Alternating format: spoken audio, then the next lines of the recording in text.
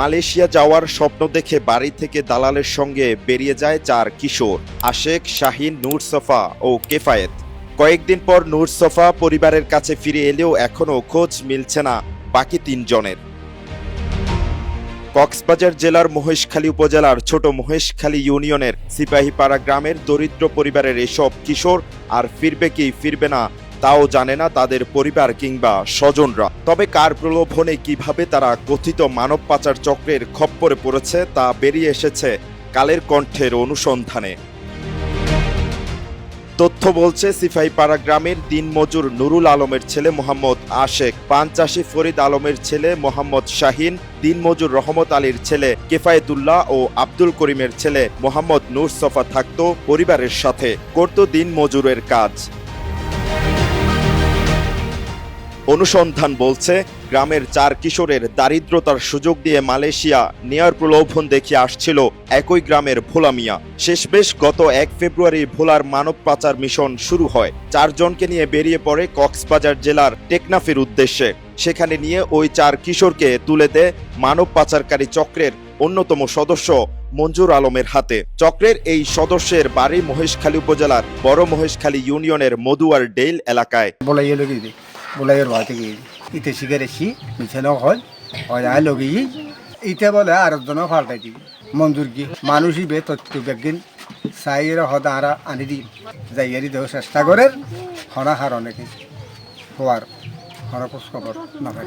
এবার মানব পাচারকারী চক্রের সদস্য মঞ্জু মালয়েশিয়া নেওয়ার বদলে তাদের নিয়ে আটকে রাখে টেকনাফের গহীন পাহাড়ে তাদের বন্দিশালায়। শুরু হয় মারধর, মুক্তিপণ আদায়ের টোটকা।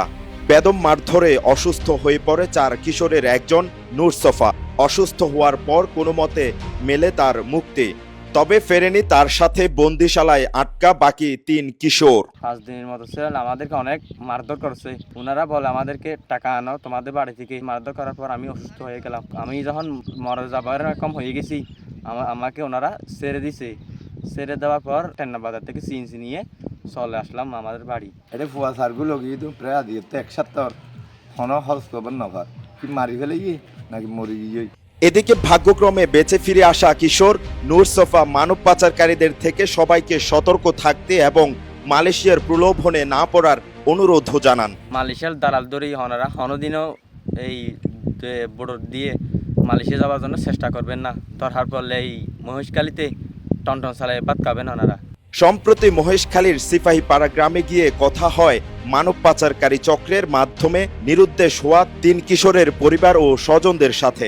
তারা বলছেন, মোবাইল ব্যাংকিং এর মাধ্যমে কয়েক দফা টাকা পাঠিয়েও তাদের সন্তানদের মুক্তি মিলছে না।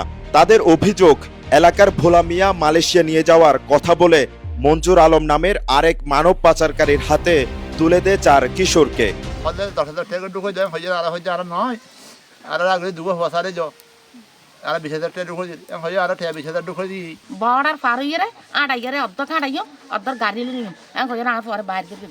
এদিকে কথিত মানব পাচারকারী ভোলা মিয়ার সন্ধানে কালের কণ্ঠ টিম মহেশখালীর সিপাহীপাড়া গ্রামে তার বাড়িতে গেলে সে পালিয়ে যায়। মুঠোফোনে কথা বলতে চাইলেও সংযোগ বিচ্ছিন্ন করে দেয়। তবে পুলিশ বলছে, কক্সবাজার জেলার টেকনাফ কেন্দ্রিক মানব পাচার ও অপহরণ একই সূত্রে গাঁথা। অপহরণকারীদের ধরতে ইতোমধ্যে টেকনাফে বেশ কিছু অভিযান পরিচালনা করছে পুলিশ। নতুন করে নিখোঁজ 3 কিশোরকে উদ্ধারেও তারা অভিযান চালাবে।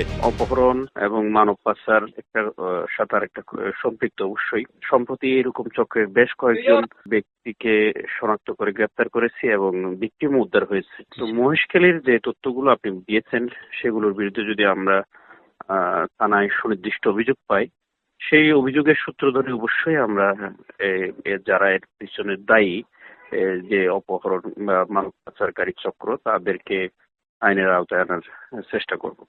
এদিকে গত জানুয়ারি মাসে কালের কণ্ঠ ও কালের কণ্ঠ ডিজিটালে অনুসন্ধানী প্রতিবেদন প্রকাশের পর ওই সময় নড়েচড়ে বসে কক্সবাজার পুলিশ প্রশাসন।